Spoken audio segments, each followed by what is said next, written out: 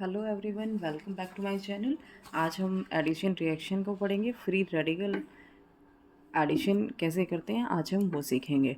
देखो, जब भी हमारे पास सिमेट्रिकल एल्कीन है और हम इसमें कोई भी एडिशन कराते हैं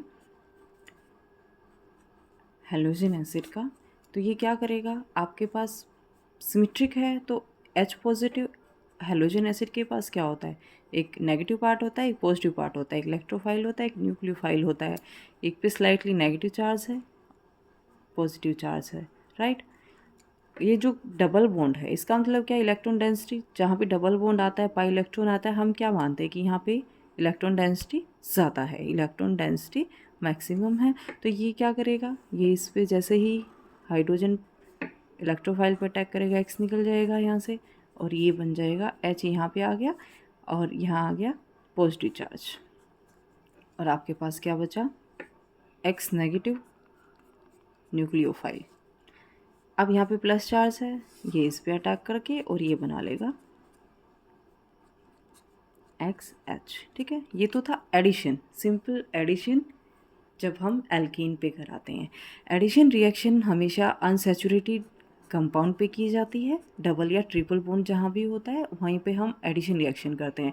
एडिशन रिएक्शन क्या होती है, डबल या ट्रिपल बॉन्ड पे जब भी हम किसी रिएजेंट को ऐड कर रहे हैं तो उस रिएक्शन को एडिशन रिएक्शन बोलते हैं। एडिशन रिएक्शन बहुत से टाइप की होती है, फ्री रेडिकल एडिशन होता है, न्यूक्लियोफिलिक होता है, इलेक्ट्रोफिलिक, कंसर्टेड एडिशन। ठीक है, फ्री रेडिकल को हम आज पढ़ेंगे। फ्री रेडिकल एडिशन में क्या होता है, देखो बेटा, फ्री जब भी हम एडिशन कराते हैं अनसिमेट्रिकल एल्कीन पे, अगर सिमेट्रिक है आपकी तो कोई इफेक्ट ही नहीं पड़ता है, चाहे कहीं भी न्यूक्लियोफाइल ऐड हो जाए, कहीं भी इलेक्ट्रोफाइल ऐड हो सकता है।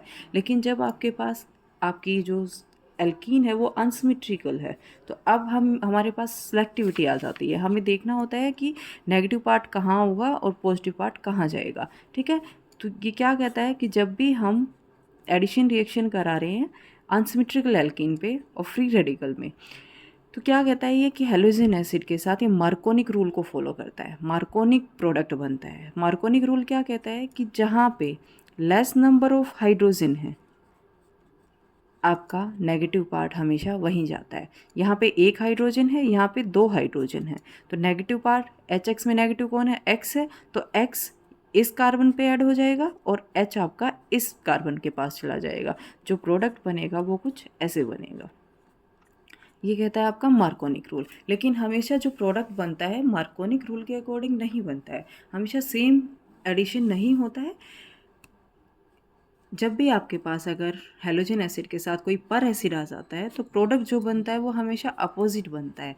अगर इसी में मैं पर एसिड भी ऐड कर लूँ साथ में, दूसरा प्रोडक्ट बनाऊँ एच एक्स है, लेकिन हमने साथ में लिया हुआ है कोई भी पर एसिड, तो ये जो प्रोडक्ट बनेगा इसमें एक्स आपका इस पोजीशन पे फर्स्ट कार्बन के पास चला जाता है। इसको बोलते हैं एंटी मार्कोनिक रूल, राइट। ये क्या कहता है कि पर एसिड की प्रेजेंस में इसकी सिलेक्टिविटी डिफरेंट हो जाती है, कि जहाँ पे मोर नंबर ऑफ हाइड्रोजन है, जहाँ पे लेस नंबर ऑफ हाइड्रोजन उसके पास इलेक्ट्रो पॉजिटिव पार्ट जाता है, और जहाँ पे ज़्यादा हाइड्रोजन उसके पास इलेक्ट्रो नेगेटिव पार्ट जाता है। ठीक है, तो ये फ्री रेडिकल के केस में होता है, फ्री रेडिकल मैकेनिज्म में। इसको हम बोलते हैं एंटी मार्कोनिक रूल।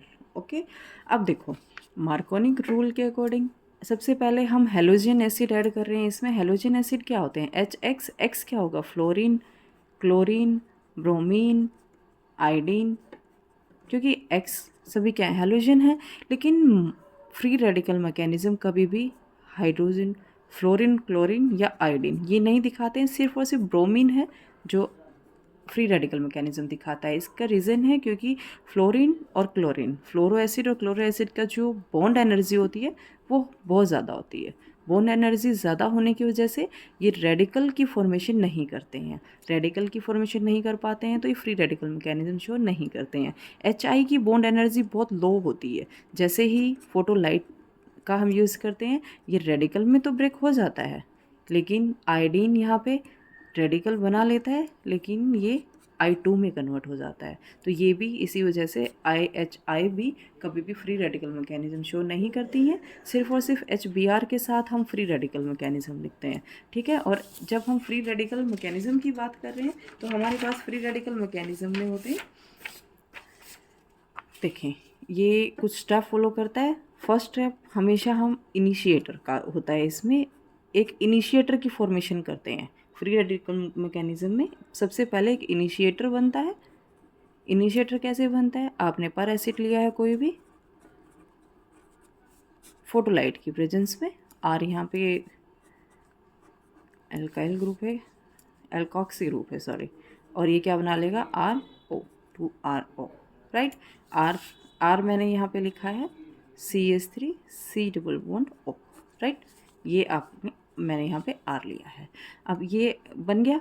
नेक्स्ट है आपके पास HBr। ये जो RO रेडिकल बना है ये इसके साथ मिलके बॉन्ड बना लेगा, H को ये निकाल लेता है और आपके पास बन जाता है ब्रोमीन रेडिकल। ये था इनिशिएटर स्टेप, इनिशिएशन स्टेप, जो रिएक्शन को इनिशिएट कराएगा, रिएक्शन को स्टार्ट करेगा। सेकंड है आपके पास एल्कीन है, अनसिमेट्रिक। अब ये bond homolytic fission, free radical में हमेशा होमोलाइटिक फिजन होता है, रेडिकल की फॉर्म बनती है, ठीक है। तो ये क्या बना लेगा? यहाँ से ब्रोमीन इसके साथ ऐड हो जाएगा और यहाँ पे जो रेडिकल बनेगा वो बनेगा सेकेंडरी। सेकेंडरी रेडिकल स्टेबल होता है ज़्यादा। आपने इनकी इंटरमीडिएट जब पढ़े तो हमने पढ़ा था कि इनके जो स्टेबिलिटी ऑर्डर होता है टर्शरी, सेकेंडरी और प्राइमरी, ये होता है, राइट। तो सेकेंडरी रेडिकल की फॉर्मेशन होती है, लेकिन इस स्टेप को हम बोलते हैं chain propagation step. Second step होता है chain propagation step. First initiator होता है जिसमें हम रेडिकल की फॉर्मेशन करते हैं। सेकेंड चेन प्रोपगेशन स्टेप, और ये चेन प्रोपगेशन स्टेप ये चलता रहता है कंटिन्यू जब तक हम रेडिकल को रिमूव नहीं कराएंगे, राइट। तो लास्ट स्टेप होता है इसमें चेन टर्मिनेशन स्टेप, जिसमें हम क्या करते हैं, हमें रेडिकल को टर्मिनेट कराना होता है ताकि हमारी रिएक्शन स्टॉप हो जाए। ओके, अगर रिएक्शन को हम स्टॉप नहीं करेंगे तो ये Br बनता रहेगा, ये रिएक्ट करते रहेंगे और चेन आपकी चलती रहेगी। तो हम सबसे पहले क्या करेंगे, या तो हम Br क्या करें, Br2 बना लेंगे, ये ब्रोमीन को ही यहाँ से रिमूव कर दें, या जो आपके पास ये रेडिकल बन रहा है, इन बिटवीन बन रहा है रिएक्शन में, ये दोनों मॉलिक्यूल, ये जो सेकेंडरी रेडिकल बना है, ये मिलके एक बॉन्ड की फॉर्मेशन कर ले, तब भी चेन को टर्मिनेट कर सकते हैं हम, ठीक है। तो लास्ट स्टेप होता है हमारा चेन टर्मिनेशन स्टेप। तो फ्री रेडिकल हमेशा क्या करता है, सबसे पहले एक इनिशिएटर की फॉर्मेशन करता है, फिर चेन प्रोपगेशन स्टेप होता है, फिर चेन टर्मिनेशन स्टेप होता है। ओके, ये था हमारा free radical mechanism. Free radical mechanism हमेशा हम एक नॉन पोलर सॉल्वेंट की प्रेजेंस में करते हैं, गैसियस स्टेट में करते हैं। ओके।